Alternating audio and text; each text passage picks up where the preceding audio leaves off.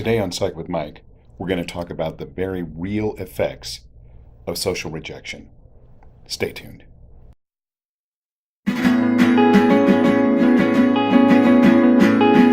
So welcome into the Psych with Mike library. This is Dr. Michael Mahan, and I am here as always with Mr. Brett Newcomb. Hello. How are you doing? I'm doing great. So I was going to tell you a story. All right.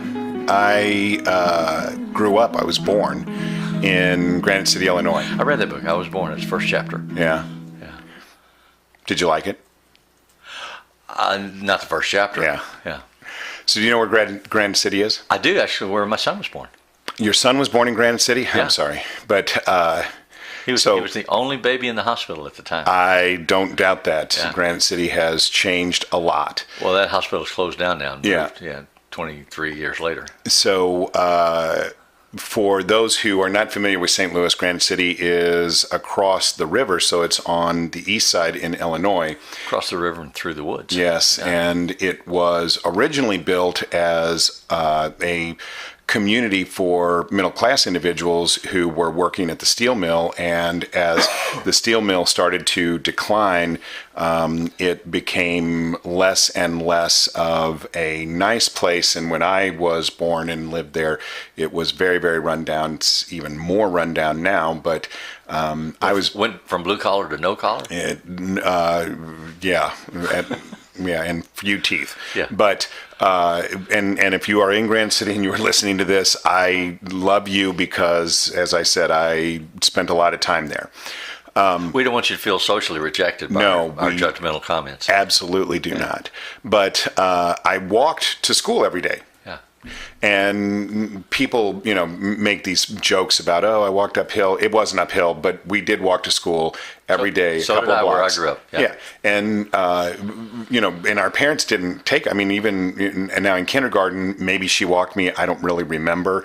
But, once we started first grade or whatever, we just walked to school and walked home every day. And that was what you did. And the school was really small. And basically, each class had its own room. Some classes, if they had few students, had one room for two classes. And that was how I grew up.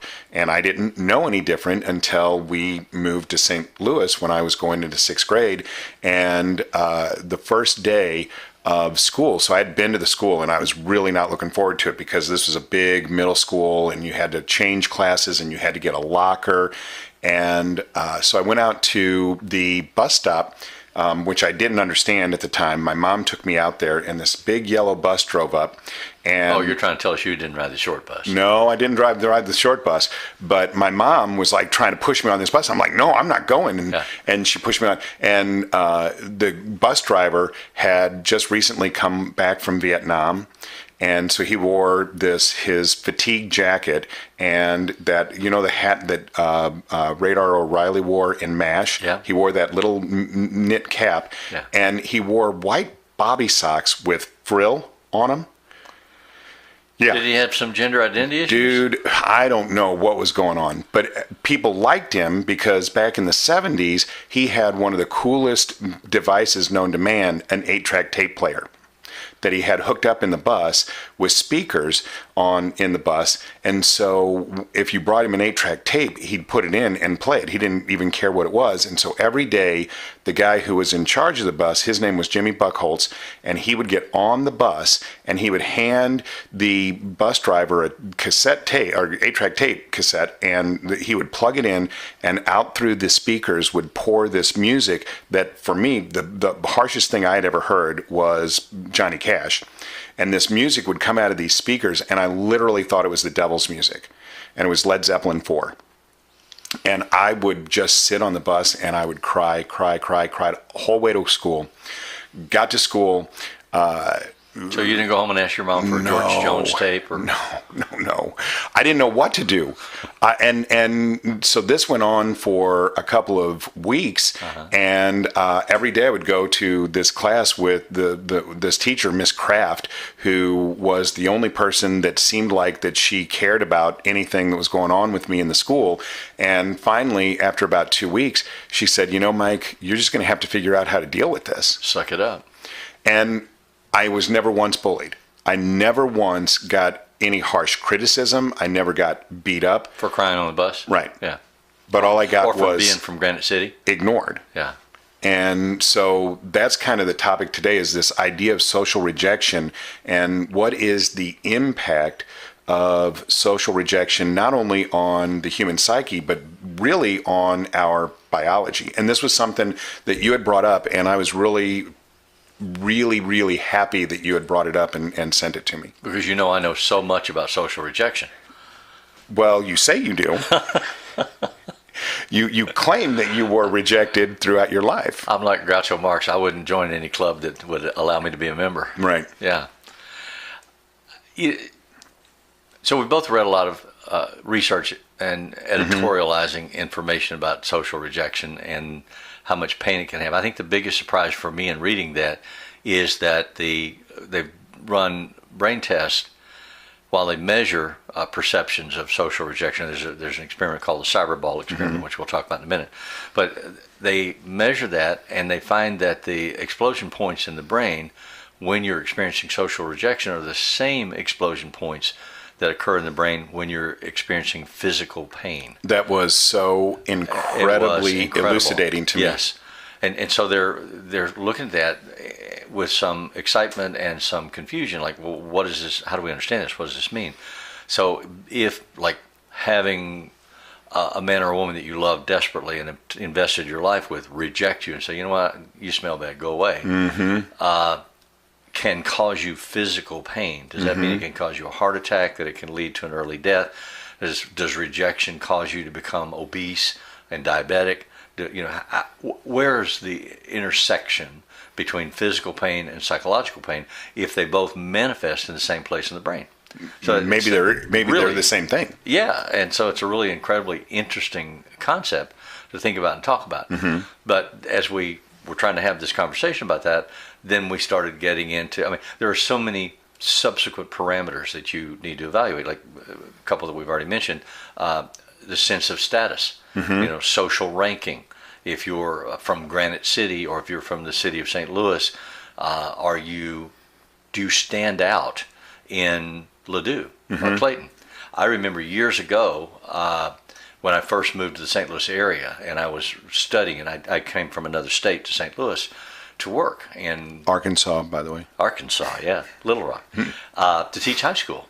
And as I was exploring the St. Louis area, I could see a real difference between the malls and the people in the malls. If I went to South County, to West County, to North County, that the area and the demonstration of the people that you would see radically changed. And so you stood out like a sore thumb if you weren't from that community. And it was subtle, but the aggregate weight was visible.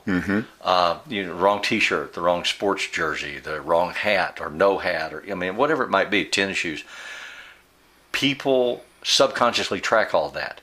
And what the research that we were just reading says, if I'm walking down the hallway at one of these big malls and I see people glance at me and look away with no reflection of any awareness in their eyes, then I feel rejected. And even though I can consciously say to myself, well, you don't know them, who are they? What the research is showing is that I feel a level of rejection. And if I internalize that and play with that, ruminate about it, then I create a worse situation for myself, which may then I experience as psychological pain or physical pain. And I may start to medicate. I may start to not seek positive advocacy behaviors and fall into a rut and die early. The research shows that people die earlier who have this low, this increased sense of social rejection and isolation, especially old people. The huge population bubble in the United States is moving to 65 and above. And as we get old and our jobs drop off, many of us have defined ourselves by our jobs. A lot of us define ourselves by our partner. I'm so-and-so's husband. I'm so-and-so's wife. I have a very successful wife. I define myself by being Jenna's dad. Exactly, or a child's dad. But if that moves away from us and we lose that anchor definition, I am a teacher, I am a professor, I am a whatever. So now I'm not. I'm just an old guy. That increases the likelihood that I hadn't thought about that aspect of it, the loss of identity being similar to this whole social rejection, but that makes a lot of sense to me. The one place where this really, really... Well, I didn't think that. The research shows that. Yeah. But I'm just saying that actually makes a lot of sense to me. And that's why what I made the connection with was I do a lot of my teaching is in developmental psychology, so human development and adolescent development. And when we talk about why are adolescents so prone to be, birds of a feather, and certainly there are socio-emotional reasons why that is. But when I started to think about what we were talking about, if their limbic system, so the limbic system is the area of the brain that controls emotion, if their limbic systems are just out of control and they're feeling things 1,000 times more intently than other people will at any other period in their lifespan, then this social rejection is even existentially, and it is not linearly, but is exponentially greater for them than it would be for you and I, or for someone who was 7 years old. Yeah, and we talked in one of our recent podcasts about old people in nursing homes who have lost a spouse or partner. They've lost their anchoring life experiencer, and they're trying to find somebody in the nursing home to talk to touch, to be with, even to be sexual with, and that our society is just not prepared to consider that. So at those stages, they're more rejected and more isolated. When you're an adolescent and you are developing your identity, or when you are elderly and you may be losing your identity, at both of those stages, this actually may be a much greater significance in those periods than they are during our productive years. Well, and it's not even being isolated personally into a home. I was talking to a guy at church this week, an older man who was standing there on a walker, and he was just standing at the end of the table. We were having a dinner, and he was just standing there, and I looked at him, I said, "Did somebody just park you here?" And he laughed, and he said, "Yes." He said, "I had a stroke, and I can't drive, and my wife had to drop me off at the door, and then she had to go out and park, and she's coming back, and she's going to bring me a plate, and blah, blah, blah." So then I just started chatting with him about, was it really hard for you to give up your car? He said, "We used to have 2 cars, I sold one." I said, "Was that really hard when you watched it drive away?" And he said, "The hardest thing I can remember." Because those are external his freedom identifiers of my sense of self. And so it's like having your arm amputated. You had your mobility amputated, and now even for dinner he has to stand and wait on his wife to bring him in and fix his meal and bring it to him. It made me think about the things we're going to be talking about today. When you're talking about that, what I'm thinking of is, so many people would have said to this guy, "Hey," or would have looked at that guy and thought, "Oh, look at how sweet that is. He's waiting for his wife," and I'm not the sweet kind. I know, but what's going on inside this guy is this turmoil of oh my gosh, and my identity is in such chaos and such flux, and people are so afraid to have honest conversations with each other. Well, and it was funny because he said to me, "I don't think I know you. How long have you been coming to our church?" I said, 24 years. He said, "Oh." I said, "You probably know my wife. Everybody knows my wife." He's like, "I do know who she is." So I'm just a shadow in the background. Yeah. But you were having the real conversation with him, which I'm sure was incredibly helpful. Well, my wife laughs at me because I am known wide and far as the person who will always talk about the elephant in the room. Yeah. I think that's an artifact of our profession. I think so. Yeah. So the way that this all started was you had sent me this article, and I'll just give people some of the background. Naomi Eisenberg was the researcher who started doing this, and she created in the very early days of virtual reality this exercise called CyberBall, where people would throw the ball back and forth to each other. So you would have a reality headset, a virtual reality headset on, and be in a different room, and other people would be in other rooms, and you would throw the virtual ball back and forth with each other. But in reality, you were the only person who was real, and the other one were computers. And eventually, the computer would eliminate you from participation. Yeah, you could see it, but nobody would throw you the ball. Right. And so it was like keep away. And they had monitors on your brain to check and see how'd your brain respond to that when it realized, hey, they're not playing with me. And so the concept of the social rejection monitor, and then interview these people about what was your experience, what was your awareness. And even one part of the study they did, they had some young black men who at least were told that these other players that they're playing catch with are members of the Ku Klux Klan. And so they were thinking, surely if you're black and you know that they're members of the KKK, you won't feel any social rejection, you won't have any personal woundedness if they don't play with you, because you already know they're despicable. And yet there were those measures of rejection and harm and damage, even though they weren't real people. Right. It wasn't a real experience. It was all in your head. So even if you are rejected by groups that you dislike or paid to be rejected, you still suffer the same kind of slings and arrows as if it were happening to you in real life. Yes. And that is amazing to me. And it makes a lot of sense, and it really puts into perspective a lot of the things that we've always kind of anecdotally thought was true, but, we didn't know why. And so, I've been listening to you and trying to stay out of the technical biology of it. But for people who like the technical biology, you know that in the show notes, I've included all of the technical biology. I appreciate that you found a compromise that allows you to live where you need to live. Exactly. Yeah. So, but it is fascinating to me that we can track in the brain now these areas that are involved in this process. And it makes so much sense to me that social rejection actually has a very real and physiological consequence. Yeah, and if you do choose to read that article and you get further into it, there's a discussion about social stratus, and there's a discussion about early death rates, clinical illnesses like obesity and diabetes and even cancer, and how they cluster in population groups that are identified primarily in the research as having experienced a lot of social rejection, being isolates, being the out.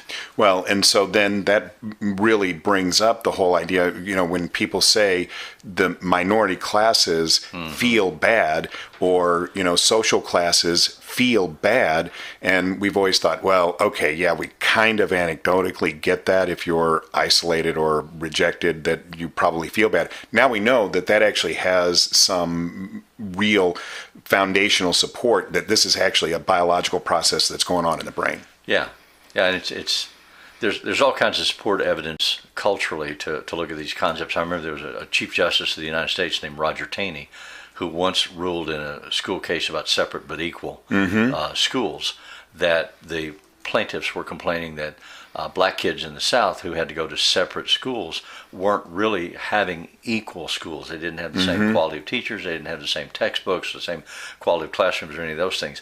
And Roger Taney said, if those little kids look around and feel bad, it's because they know that they're making it up. It's on them. It's not on society. Right. Now the courts have moved in a different direction, and you have Brown versus Board of Education, and it said you can't have separate but equal. There's no such thing. Right. So you have to have integration. So people are forcibly integrated. I remember teaching in a school district where kids were bussed out from the inner city, and then in that school district they still resegregated themselves. And there was a lot of preparation done in the school community to say, you got to sit down at the table with them, you got to welcome them into the classroom, you got to talk to them, make connections with them. And the kids would try and say they don't want to be with us. They want to be by themselves. And so just to kind of wrap this up a little bit, let's talk a little bit about what the way of trying to treat this would be. Exposure and education, and sensitivity.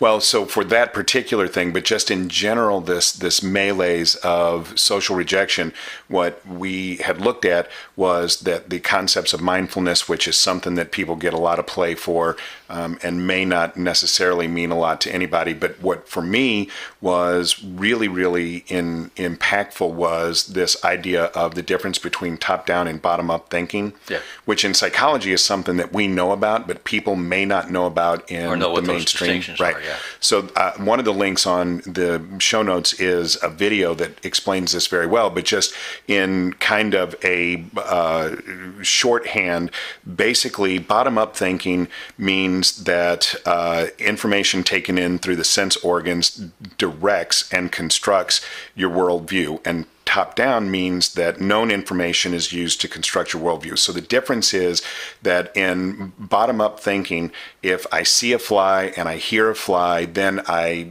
create a plan to swat the fly. And in top-down, I can walk through my darkened house because I kind of know where the furniture is located. Right. But in the top-down view, any kind of extraneous variable, anything that I'm not anticipating, completely throws it off. So basically what this is saying is that we all should try and live in the moment. So living in the moment and letting what you see inform your worldview is a much better way of living than trying to have preconceived expectations. So it reminds me of an exercise that I used to ask some of my clients who were kind of numbed out with life and in a rut to do. And I said, one of the things we have to do is increase your sensory awareness of the things around you. Yeah. So what I want you to do is, if you always put your wallet in your left hip pocket, put it in your right hip pocket for a day. And you'll constantly feel it. Lay your clothes out tonight before you go to bed, and then when you get up in the morning, don't open your eyes. Get up, go to the bathroom, take a shower, brush your teeth, whatever you need to do, come back and get dressed, and don't open your eyes until you're fully dressed. Because then you have to concentrate on every element of your sensory input to accomplish a task. It makes you think differently. Right. And so, but that is, when we talk about mindfulness, that's what we're talking about, is Absolutely. This idea of living in the moment. So a lot of times people use mindfulness as kind of like an Eastern philosophy, kind of Zen thing, and it can be that. Can be. But in its very basic form, what it means is don't try and create expectations, don't draw conclusions on your knowledge of yesterday, just experience what's happening in the moment. Now, that may not stop you from being socially rejected. Well, I was going to say that my mantra for social rejection is, you can't fire me, I quit. Exactly, right. And if you're mindful, right, then you can be more adaptive. It won't stop you from being socially rejected, but it can help you be more adaptive in that moment. Amen. All right, so again, if you are catching us on YouTube, like the videos and subscribe to the show. If you are listening to us on the podcast, psychwithmike.com, and you have any questions or comments of the show, you can get either me or Brett through that website. All of the music and our theme song is written and performed by Mr. Benjamin DeClue, and I thank him for that. And if it's Friday, it's Psych with Mike.